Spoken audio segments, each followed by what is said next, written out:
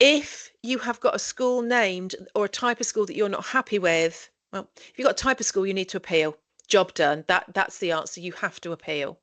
If you've got a school you're not happy with, you've got a difficult decision to make because you need to decide whether you're going to give that school a go or whether you're going to go straight to appeal.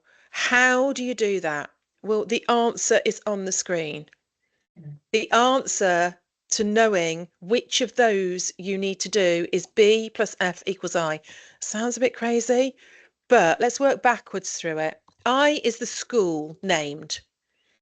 I must be able to meet all your child's needs. Now, your child's needs are not what you think they are. They're not what their class teacher thinks they are. They're not what Sarah or I think they are. In this legal term, your child's needs, meeting your child's needs, is providing the provision in F. It's no more and it's no less than providing that provision in section F. So if your school's wrong, you need to open up section F. What's wrong in section F? Is it worded illegally? Is the provision missing?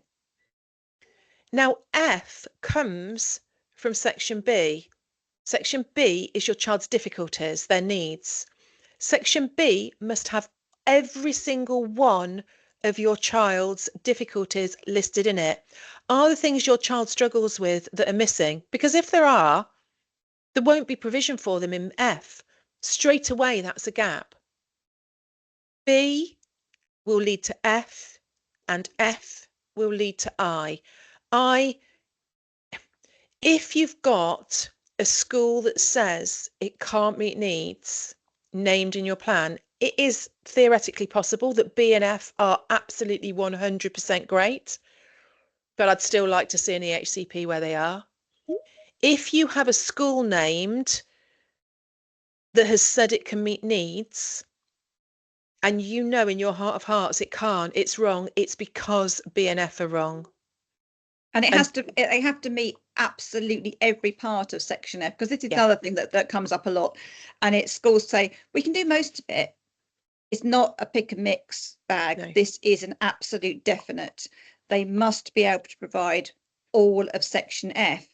And, you know, to go back on what Anna's saying, essentially this means that B is the most important section of your EHCP, because if the need is not there, we know it's there, you know it's there, but if the need is not in section B, it doesn't exist. And if it doesn't exist, you won't have the provision for it. If you don't have the provision for it, the school doesn't have to provide it, which means that the specialisation of the school is then watered down further. So it is really important. And again, we'll talk about this in a minute, but B&F can only come from your professional evidence. You cannot have a parent's view. You can't say, but I know that my child needs a one-to-one full-time. I know that my child needs, therefore it must go in. If it's not in your professional evidence, it won't be there. So you can't say my child needs to have a full-time one-to-one in section F unless your professionals are backing that up. And we'll talk about that in a minute when we go on to the questions and answers.